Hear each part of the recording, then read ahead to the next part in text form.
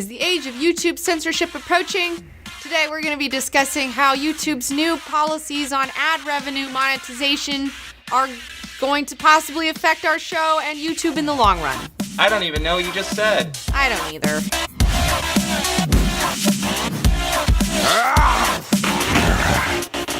This topic sounds boring. Don't you think it's time we finally talked about Predator? Well, quite honestly, I wanted to do a video on memes, but this big story broke, so now I have to do a fucking video about this. This whole YouTube non-advertiser friendly monetization thing exploded last week, and I feel like we have a responsibility to talk about it because it does affect our channel, and it affects you guys as our viewers, and potentially, internet culture. What is not advertiser friendly content? So these are videos that were previously making money, and now it turns out that YouTube has decided that they can no longer make money due to the content of those videos. Well, according to this handy-dandy list, that includes sexually suggestive content, including partial nudity and sexual humor, violence, including display of serious injury, inappropriate language, including vulgar language, promotion of drugs and regulated substances, controversial or sensitive subjects and events, including subjects related to war, political conflicts, natural disasters, and tragedies, even if graphic imagery is not shown. Well, good thing our channel doesn't have any of that stuff in it, right? Well, Robot, let's go through this list and make a checklist of what we got going on our own channel. To begin with, the cursing rule might be a problem for us in particular. This movie is a shit show. Fuck you! Meta retarded weirdo, fucked up, fucking pumped. Fuck you, kid. Like, I fucking died laughing. Let's fucking, sure you can fucking agree with me. It's the fucking most fun of your life in the word fuck! Like, fuck kids. Did you just say F kids? If you know me. Oh no, I told you your dirty sailor mouth was gonna ruin us one day. I know, it's finally getting me in trouble. Finally. But it's taken a long time. Why can't you not curse so much? It's so much fun to curse. I've read a lot of articles saying that more intelligent people curse, and I think it's true. Have you read any articles about bragging about yourself? What about drugs? We don't talk about drugs. I mean, we haven't talked about drugs that much. I mean, I've mentioned it here and there a little bit. I do think that marijuana is better for you than alcohol. I mean, I think that's pretty much a fact. And I'd like to be able to talk about it if I want to talk about it and not have to worry about having my ad revenue pulled. Sensitive subjects, including war and controversial subjects. We're not controversial, right? Sometimes we bring up some of these things because in art and in movies and in comic books, they talk about all sorts of political things and sensitive, controversial subjects, and we talk about the themes and stuff like that. So that could be construed as controversial. Our Mr. Robot review could be construed as controversial. They'll do fucked up shit. They'll do it because they have to, because that's what everybody's doing. My friend Bobo said that you are a communist, a dirty commie. As far as sexually explicit material goes, we don't do a ton of that stuff, but I did do a sexy calendar a couple years ago, and we had a lot of behind-the-scenes videos of our sexy cosplays that we did. And I just released a new Dark Phoenix body paint poster, and that's nudity. Oh my god! And not to mention the fact that you're naked every episode that you're in, Robot. Oh no, you're right. I'm not wearing pants. You're not wearing pants, and my dirty mouth might get us in trouble, but your pantslessness is just as bad. At least I don't have nipples. You're the dirty slut with nipples. What do you call all this stuff on your chest? I figured all of those were nipples. Those are nipples. buttons. What are you talking about? Those are nipples. They're red. Those are buttons. They're red nipples. How many nipples do you have? That's a lot of nipples. You're right, I've got more nipples than a cat. It's gross. Oh no, YouTube is over. Pack it up, we're going home. That's it. There's a big Put the cat in a box, it's over. There's a big uproar in the internet, obviously. People are not super stoked about change, especially stuff that's messing with their monies. So a lot of people have started the hashtag YouTube is over, having YouTube is over parties. And personally, I don't know. I can't say whether YouTube is over or not. I doubt that. Because honestly, we just don't know how this is going to affect all of us yet. I know that YouTube did say that they've already been doing this, demonetizing videos. They just haven't been telling you about it for months and months, I guess. Well, that's weird. Well, yeah, that's really weird and not cool. Here's the thing about YouTube. YouTube is really confusing. I'm not going to lie to you. Like the analytics and the back end, it's all a mess. It's kind of hard to figure out what's going on. You have no idea why some videos you get paid more and some videos you don't make any money on. Do you pick the commercials that you put before our videos? No. I thought you were able to do that. No. Well, then how do they pick the commercials to put before the videos? I don't know. A lot of times there's commercials in front of my videos that have nothing to do with anything that anyone wants to buy. It makes no sense. This is how it's always been. What was the commercial that played before this video? I don't know. Maybe a Bud Light commercial. Maybe a Target commercial. Maybe a movie preview. Maybe, I don't know. But also understand that the decision to demonetize doesn't necessarily lie within YouTube and the people that work there. It has more to do with what the advertisers want. The thing about all of this is that I don't know, I really don't believe that it's advertisers that are doing this. That's my main thing, because I feel like everybody knows, including advertisers, that it doesn't matter on YouTube what content you pair with something. Like, it really doesn't matter. It's really not going to affect anything. Okay, that's the fucking deal, all right? And the problem is YouTube has never been able to make itself advertiser friendly because of the very nature of the platform. What? YouTube wants to get in on that traditional old media money, advertising money, okay? Because that's where advertisers really spend their money. They don't spend it on the internet yet. Like, they're starting to. They're doing it more and more and more as television is sinking, as new media is growing. You know, like, there's this transition of advertisers coming to the internet, okay? But because Google is such a large platform with so many different everything, I mean, everything is on YouTube, you know, how do you really coax your advertisers to come over there, especially when people have things like ad blocker and skip ad and things like that? Google has had a really hard time getting money from advertisers for YouTube. And fun fact, a lot of people don't know this, in the entire history of YouTube, in like 11 years, YouTube has never made its money back for Google. They have always lost money on YouTube. YouTube does not know how to make its money back. What? Yes. That doesn't make any sense. How can YouTube lose money every year? Here's the deal. YouTube is a very expensive platform to run because it's like so many people are uploading like so much stuff, and there's like so many server farms that they have to keep all this stuff, and it just keeps growing and growing, and it's just so insane, okay? And it's like so popular, like YouTube, oh my God, it's so popular. So they're not gonna stop doing YouTube even though they're not necessarily making the money back from the ad revenue sales, and they have a parent company, Google. Google can just take the loss for a while, but eventually, I mean, Google being a company, they're going to be like, hey, at some point we really have to stop losing money on YouTube. Is there any way we can stop losing money on having this awesome site that everybody goes to, you know? And I mean, that's a real concern, and I totally understand that as a business. Like, you don't want to have something that is at a loss all the time. So if YouTube is really failing to make money, do you think that's why they're doing this? I don't know all the facts, so I don't pretend to know all the facts, but I will say that that might be that seems like that would be something that would be a factor in all of this. Don't you think there's better ways for YouTube to make money? I don't know. My job is just to make content to bring people to YouTube. And that's why this is really so frustrating for me, is because YouTube does need people like me because, you know, we bring people to their platform consistently, right? But then when you start like tightening those thumb screws, when you start tightening the screws on us and making it harder and harder and harder for us to continue to make these shows, you're going to edge people out of creating content on YouTube. They're going to start creating content somewhere else or leave the nest or do whatever. And I don't know. It's just, it seems like a real catch-22 scenario.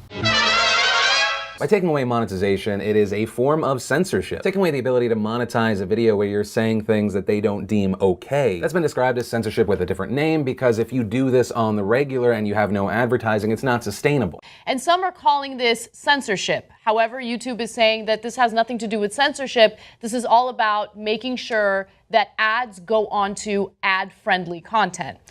Is this censorship? YouTube is a great platform because it allows all these unique voices to be heard that we've never heard from before. we have to realize how awesome it is because only a few years back, we did not have a video platform in which millions of people could watch and learn about subjects that traditional media does not cover. And now, you can find out about anything on YouTube. Like anything. Like how to change a serpentine belt on your Yaris. And this is a big factor in bringing awarenesses to people, helping them to learn and evolve and be better at car maintenance. Or revolt against your government. I still took it into the shop. I actually didn't change it myself. It looked too hard. So YouTube helped you to know not to do it yourself. Yes, and I was grateful for that. Look, this is a tricky subject because it's not necessarily censorship yet. But as it stands, it could lead to creator self-censorship in the future as creators across the board attempt to sterilize themselves in order to make a living for their businesses. Here's my thing, all right? I'm all about that freedom of expression, okay? I love it. I love freedom of expression, whether it's through art, whether it's through movies, storytelling, whether it's through internet videos, whatever it is. I like people being able to speak their truth from their perspective because that's what I do. And I think that's really special. And I'm very vigilant about watching to see if anyone's trying to dampen that. You know, like I'm just like fucking vigilant about that. And so when I hear about all these things happening, you know, there's just some alarms that go off in my brain that I'm like, ooh, this could lead to some stuff that isn't that awesome. I mean, it doesn't seem that bad, right? It's like, oh, it's just, it might not be that bad. It might affect a very small portion of the population, but it's just another indicator that, and they're just tightening the screws, you know, just a little bit, you know, tightening those screws so that it makes it harder and harder and harder for people to speak their truth to one another. Because the thing is, you know, when this whole internet thing started, like people didn't know where this was going to go and like they didn't take it seriously. And now the internet is like taking over. I mean, new media and old media are getting ready to just like have to come together and like blah. And so now the people in power are looking at it more seriously and being like, oh, fuck, like we can't like let this like go crazy. We can't let them run willy-nilly on the internet. Like they've got to have some sort of something going on there. Because I mean, if you look at YouTube, there's a lot of like news channels on there that are like covering subjects that the media, the mass media isn't covering. A lot of like interesting stuff there. I mean, there's tons of interesting stuff going on in there that's talking about really subversive subjects that you're not supposed to be seeing or that you don't see in mass media. And those are really important things to have, I think. And so, you know, when I see stuff like this, it brings up this idea of the salami slicing effect. What's that? So, say you have this big salami, right? And somebody like slices a little piece off, you know, and you don't really notice, you know, but then they slice another little piece off and it's like, oh, it's not that bad. But then you turn around, they keep slicing, you know, and then your salami's gone and then you don't have any more freedom salami and you can't say what you need to say anymore, you know, because that's the thing. Like, if someone's going to oppress you, they're not just generally going to do it all at once. You know, it's a process. It's a very gradual process, you know, and I see that we're coming to this really crazy boiling point in our society, you know, and like it's just, there's a lot of revolution in the air. There's a lot of stuff that's getting ready to collapse, you know, I think shit's getting ready to get real in the next 10 years. Things are going to get real different and real crazy real fast. And so I feel like the powers that be also see that, and so they're also trying to kind of dampen that as much as they can and stave it off and make it harder for people to communicate freely with one another. You know, they want to control that mental environment and get people not thinking about things that they don't want them to be thinking about, you know. So it's concerning from that aspect for me. At the very top, there's very few people. At the very bottom, there's a lot of people, right? And if all the people at the bottom all got this idea and were able to communicate it to one another and all band together and say, no, we're not going to do this thing or that thing or whatever, that you can make real change. And the internet is something that is possibly would allow people to do that. So it has to be in check. This is too serious. I'm just going to let whatever happens and not worry about it. I just want to talk about memes today. This sucks. I don't want to talk about corporations in China. This is not what I signed up about. But if you don't talk about it, they're going to take over. I know. Sucks. it is also possible that there is no insidious plan to try to slowly censor us, and that this is really just the result of a company trying to make their platform make some money for them, and also for advertisers to make sure they're getting the most bang for their ad revenue dollar. And in order for that to happen, some change has to be made. And for right now, this is what they've come up with. I think that advertisers and advertising agencies are stuck in their old ways. They don't understand how online content works, right?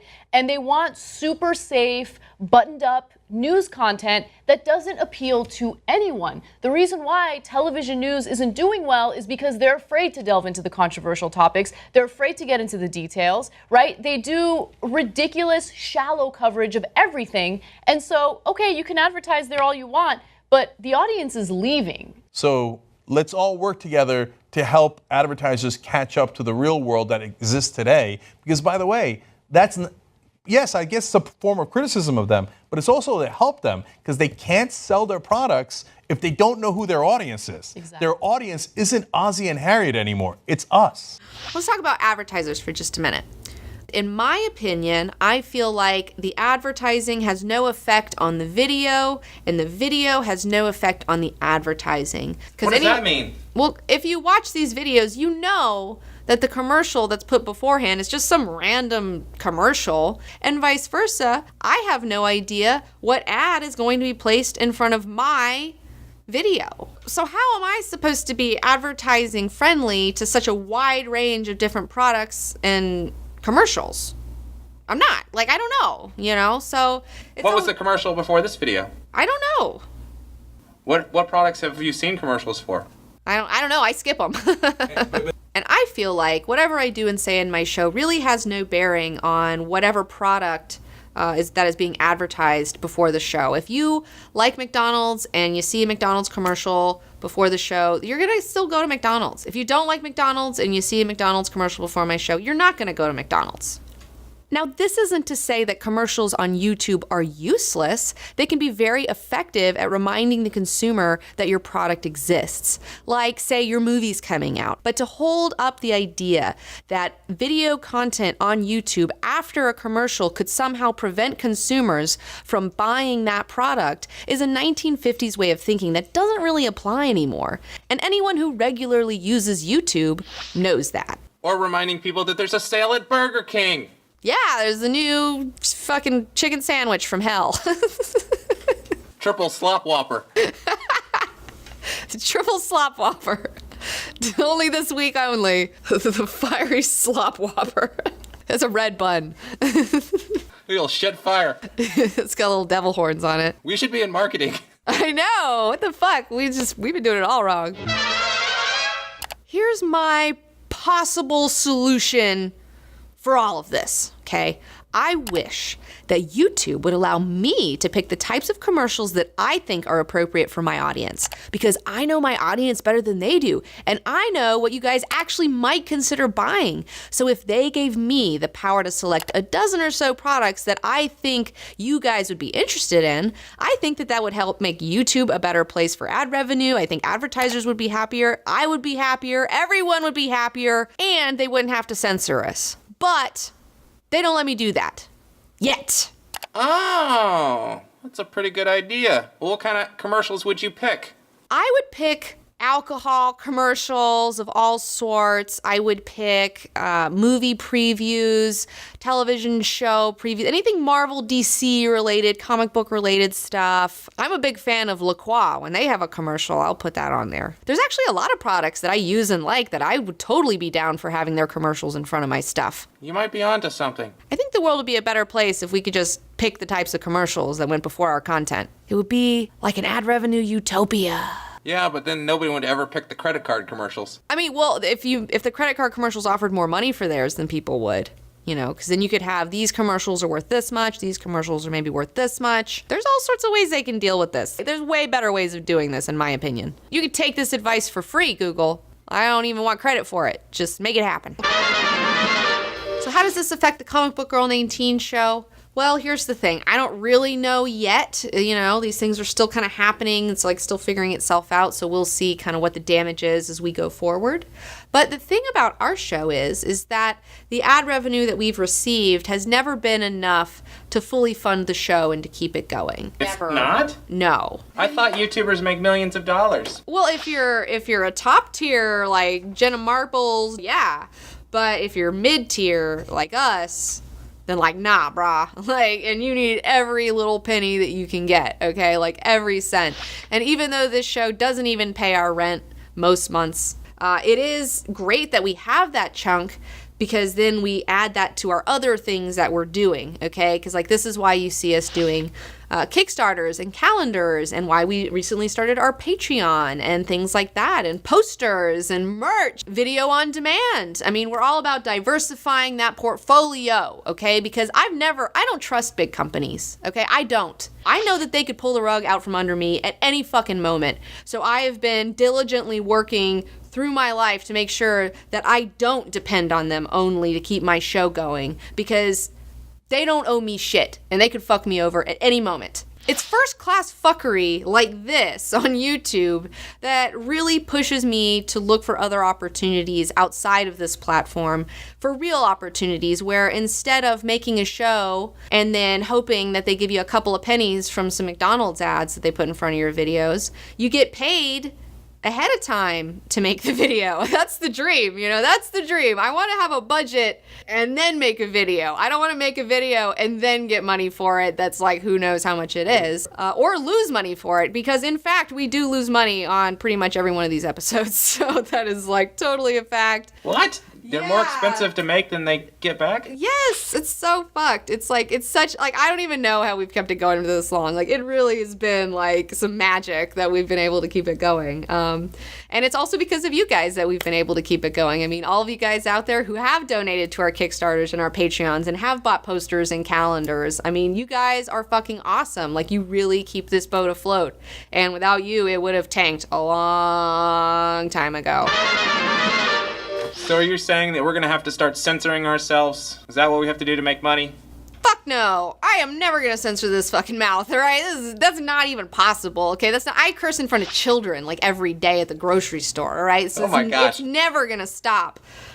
So no matter how this works out for us, you know, we're going to continue to do this show as long as we can, as long as we can make it work and find the budgets from other things, even if we don't get ad revenue. Even if all of our ad revenue is pulled, I'd like to find a way to keep doing this.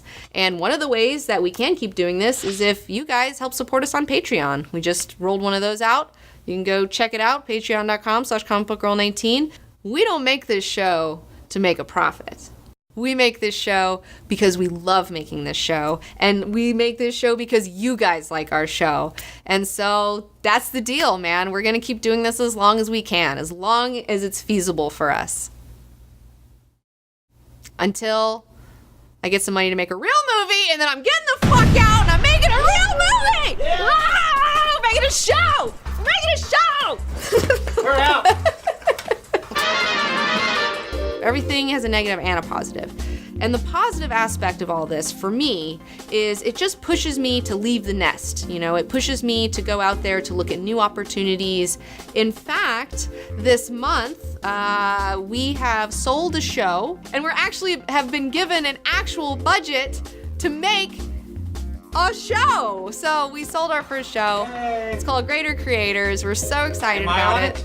Yes, you're in it. Yay! And we're going to be filming 14 episodes at the end of the month, so we might be kind of MIA a little bit at the end of the month because we're going to be like doing a lot of shooting, you know what I'm saying? It's going to be pretty crazy. It's like my very own Olympic event for 2016. Hopefully I don't fuck it up and I stick the landing. And I know a lot of you out there get really frustrated when we do have to go out there and do these side projects, and it takes us away from our YouTube, and we're not able to give you content on the weekly. And I totally understand where you're coming from, and I wish we were in a place where we didn't have to do that. But the thing is because we don't make enough on YouTube from the ad revenue, we do have to do these other side gigs in order to keep the show going at all. And that's why you see things like Epic History X-Men Volume 3 on Vimeo. I can't make an hour-long documentary and put it out for free on YouTube, okay? That's just, it's a lot of work that goes into that. And so, you know, Shut